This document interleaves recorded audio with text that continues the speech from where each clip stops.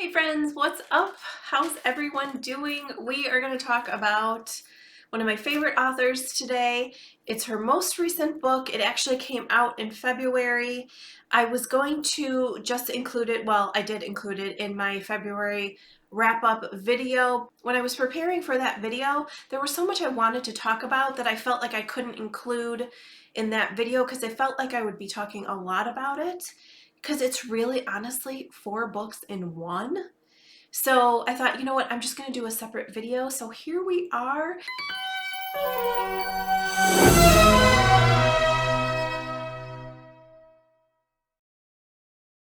You guys know I love, did I even say what the book is? Meet the Family by Cassandra P. Lewis. You guys know I love her books so much. Meet the Family is a companion book to Sticking to the Terms. Listen to me, I'm so excited. Sticking to the Terms is about Dylan and Enzo, and then Meet the Family is about their family members. Little spoiler, if you haven't read Sticking to the Terms, Dylan and Enzo are getting married, and Meet the Family is they're all getting together a couple nights before the wedding, and they're sitting down and they're talking about how they met their loves, their partners. So, oh, how sweet. Like literally so freaking sweet. So it's such a special book. And then there's technically four stories in the book. It's a good sized book. I have it sitting right here. So here is Meet the Family. That's who we're going to talk about today. I did a full video on Sticking to the Terms. I will of course include it in the description box below. But look at how beautiful it is. Look at the cover. The interior. I of course bought this on release day.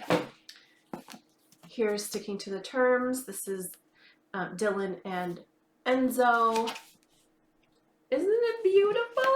Oh, I love them.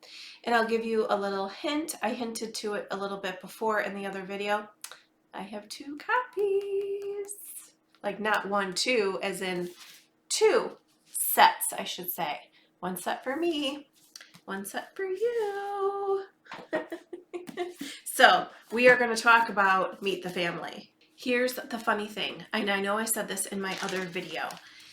I rarely find book boyfriends, more than one book boyfriend in a whole series. So when you think about reading a whole, like a interconnected series where each, for lack of a better example, the first series that comes to my mind is the Miles High series by T.L. Swan. I liked Jameson. I love Tristan. I liked Elliot. I liked Christopher. I mean, I'm not going to throw anyone out of my bed, am I? No. But who's going to win out of all of them? Tristan, hands down. But let me tell you, if I had to choose between Enzo, Roberto, and Pete, I don't know how I could choose. Quite frankly, I don't know how I could choose. So why choose, right? I already knew I loved Enzo. I was hook, line, and sinker. And getting to know Roberto and then Pete, stop it.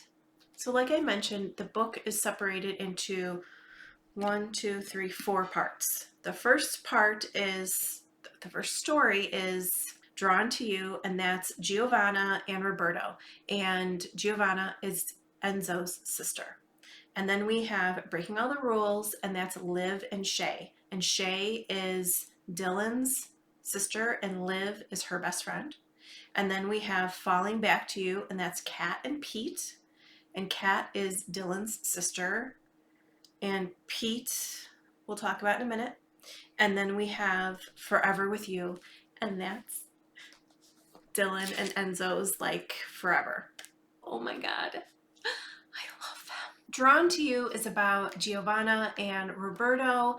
Giovanna is Enzo's sister. We of course met Giovanna, Gigi, in Sticking to the Terms. I already adored her. Their story is insta love, insta attraction. They meet in a bar. She is there on a date with somebody else. He's the bartender. He is an artist. It's, like I said, insta attraction.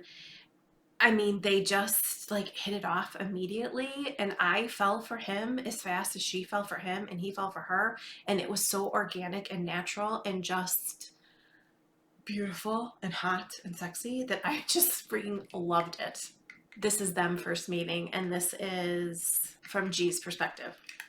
Giovanna, I smile, and he raises an eyebrow, questioning, Italian? I laugh. Only an Italian man could say that in a way that makes it sound like a requirement. Roberto chuckles. Not an requirement, just an observation. My family trained me well. Always check if a girl is Italian before you show an interest. I nod. Ah, so are you going to be showing an interest then? He pushes back on the bar and smiles. I'd be stupid not to. You don't see the most beautiful woman you've ever encountered and not at least try, right? Right. They do speak Italian a little bit back and forth, and a little bit later, she goes to his place so he can cook her dinner. And this is that part. While you were getting your things today, I went to see Nona and asked her what to cook for a Calabrian girl, and she raided her pantry, sent me away with a list of recipes and an armful of ingredients her brother sends over from Italy every couple months. He answers in Italian, and honestly, I'm ready to strip and lay down on the counter. Screw the stew he's cooking, he can eat me. The little stuff like that had me in stitches. Enzo makes an appearance, of course, in their story, and Gigi and Roberto are having a little minor thing and being the amazing man that he is. And Big Brother, this is what he says to her. G, breathe, he says quietly. She does, slower, deeper. Let him reassure you. How are you being so calm, she asks, clearly wondering why he doesn't want to kill me.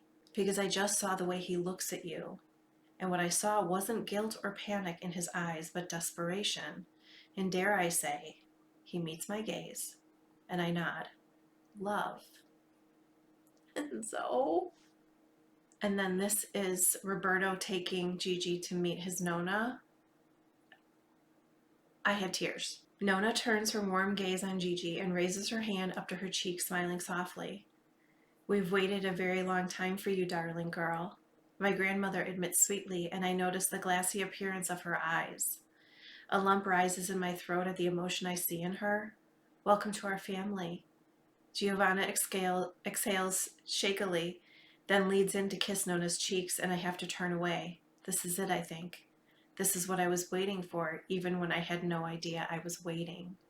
Oh, they knocked my socks off. Even if the following stories in the book weren't as fabulous as I thought this was, I would have been perfectly happy. So then we move on to breaking all the rules, which is Liv and Shay. It's a sapphic story. Like I mentioned, we have met Shay before in the previous in Sticking to the Terms, because Shay is Dylan's sister. And so we already knew that Liv and Shay had a thing. Their story was a little different for me. It's definitely more angsty, and I didn't connect with them as deeply as I did some of the other stories. Where their story hooked me was in more of an emotional place. And if you read Sticking to the Terms, you know that Shay and Dylan and Kat's family is held with this kind of tenuous bond because they have a parent that struggles with some mental illness. I thought she did a really good job in these books writing about that, their mother having mental illness and how that affects them and their lives. They walk that line of upsetting the apple cart, meaning their mother's mental illness, very carefully for a very long time. And they need people in their lives, all of them, that understand that. And it's not easy to come by. So it's a big part of Enzo and Dylan's relationship, or I should say Dylan and Enzo's relationship.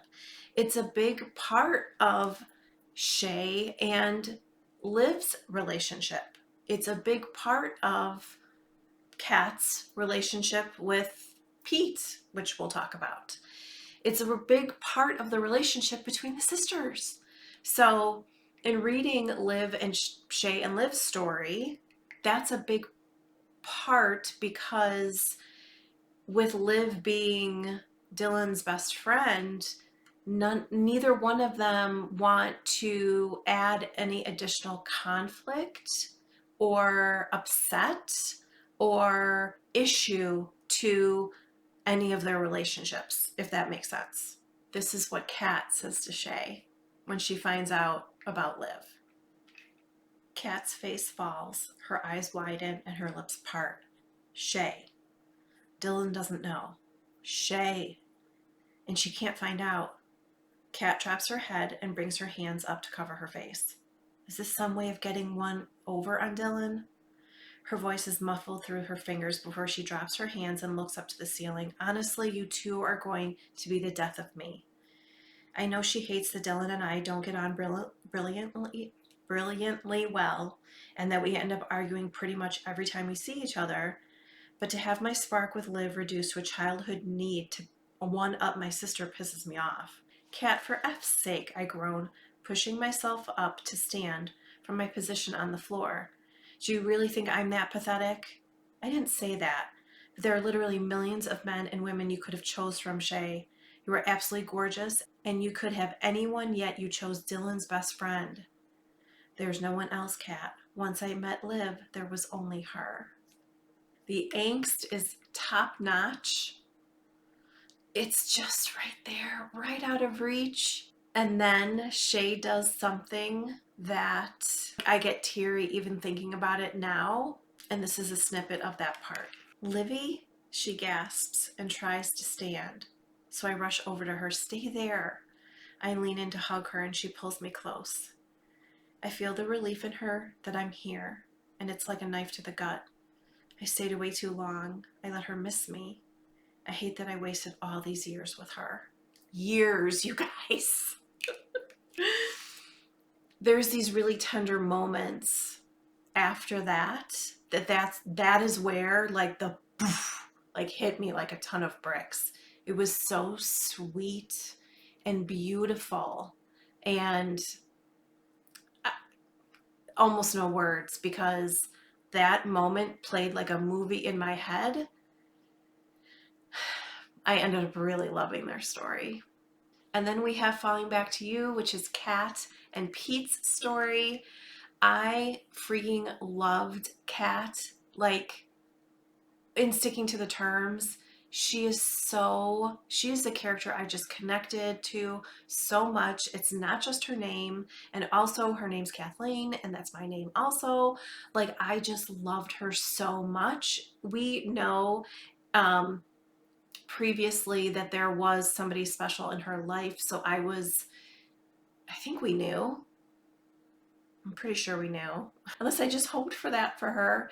We know that she is the primary caregiver for their mom, that she basically never had a life of her own.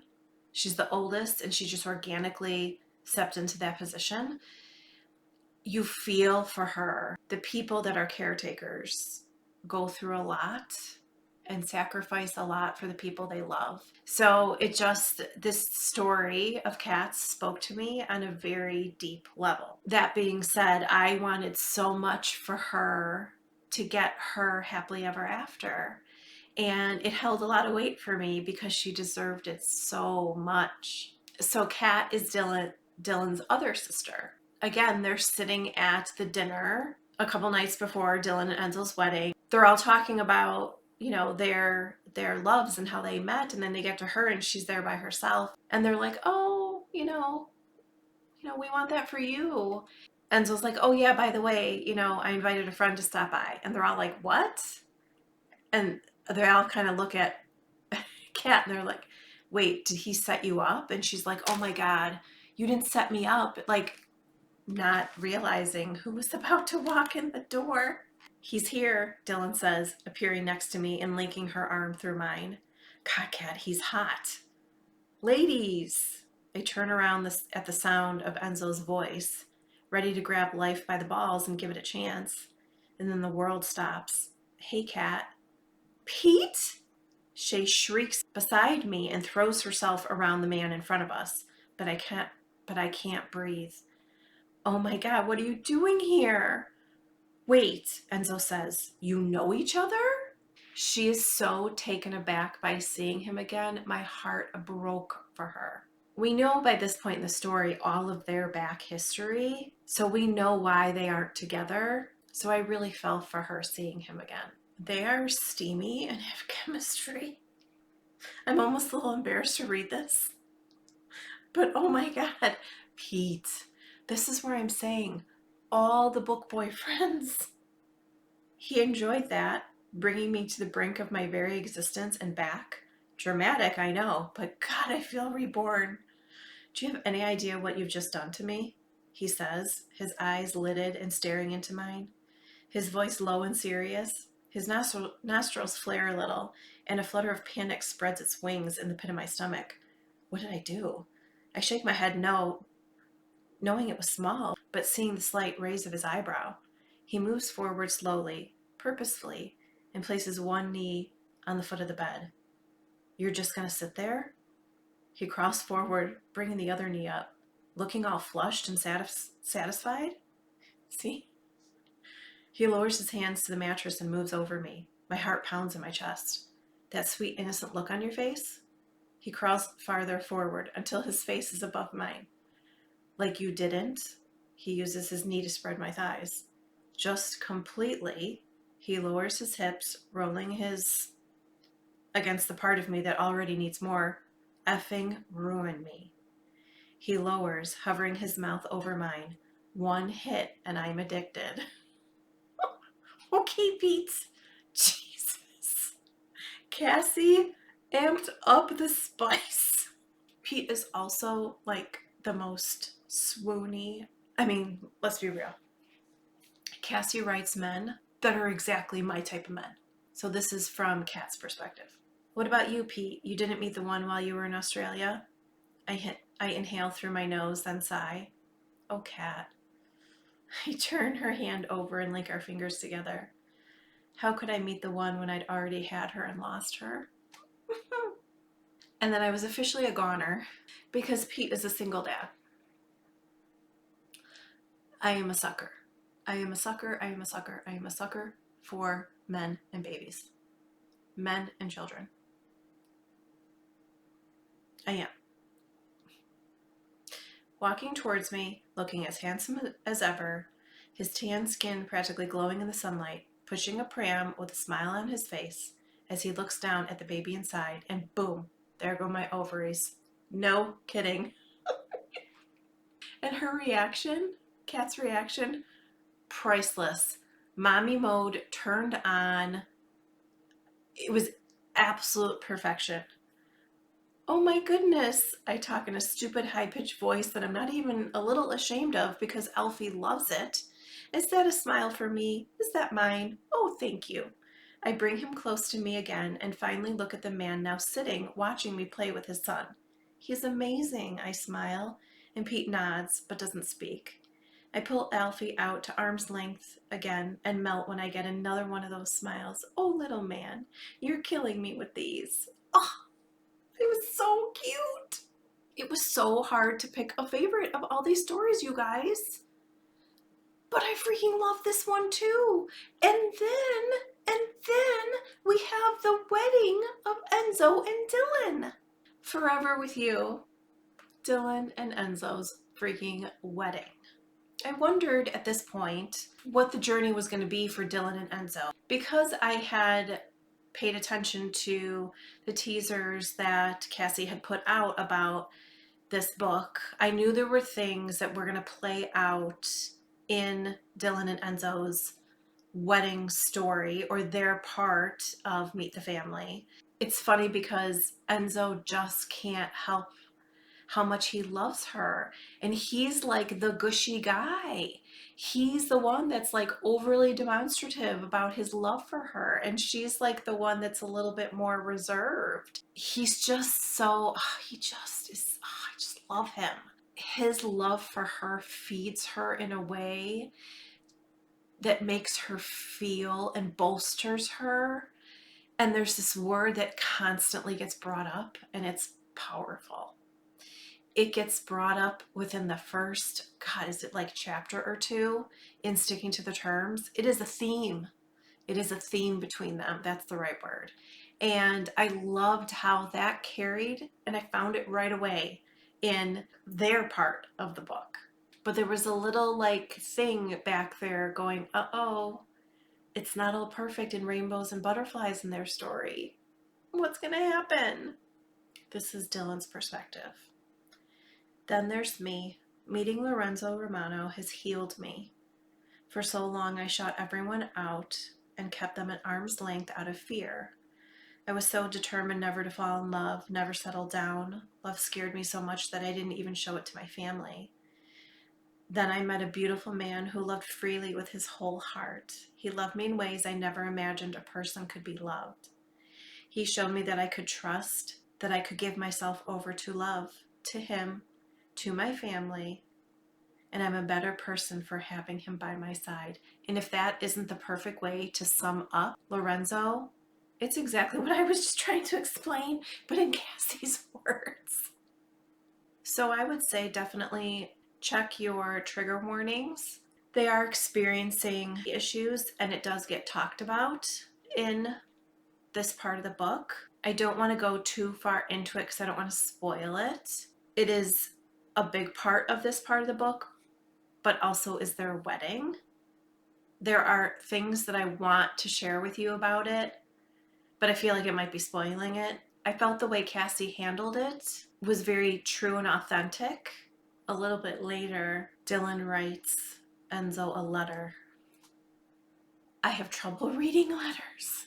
They make me extra emotional, and this letter she writes him is gorgeous. And I'm not going to share it because it's long and it's beautiful. But there's one part of it I will share, and she says, "You make me believe in myself every moment of every day, and with you by my side, I truly believe I am as powerful as you have always told me that I am." And there's that word again. And for them, the word powerful is so poignant, and it means so much to her. It's not the traditional powerful. It's powerful in a much more nuanced way, and it's not lost on me. I loved that Dylan reworked Enzo's Nona's wedding dress and made it hers, and she had on. And she says, much to the dismay of Enzo's aunts, she hears them gasp, or no, he hears them gasping because she kind of pushes her dress like to the side, and she's got suit pants on underneath, and it was so perfect. And another nod to the power. The epilogue absolutely had me in tears. As high as I was reading this whole book, and I'm going to get emotional now, as high as I was because I was so happy that she wrote it and I loved it so much, I was devastated by the epilogue. And I say that in the very best way because to me, my favorite kind of love stories to read are the ones that are real. This epilogue was very real. And Cassie even said to me, "I can't wait for you to read the end." And now I knew why she said that when I read it. But the thing that she left us with, as devastated as I was reading it, there was hope. The best part of that, and in this epilogue, is that she gave them a gift. She gave Enzo and Dylan a gift, the most beautiful gift. And she also gave them hope as well, separately. And for me, that was good enough for me. That was happily ever after for me, 100%. Not all love stories are perfect, but that doesn't mean you don't get a happily ever after or a happy ending. So I wonder what she was like, worried if I was like going to like the ending or not. I didn't like that I finished the book because I never want to finish her books. I don't ever want to say goodbye to her characters. If I've said it once, you guys have heard me say it 100 times. If you have not read Cassie's books, you are missing out. If you have read them, make sure you let me know in the comments below. I would love to know which ones you have read. Thanks for hanging out with me today, guys. I will see you very soon. Bye.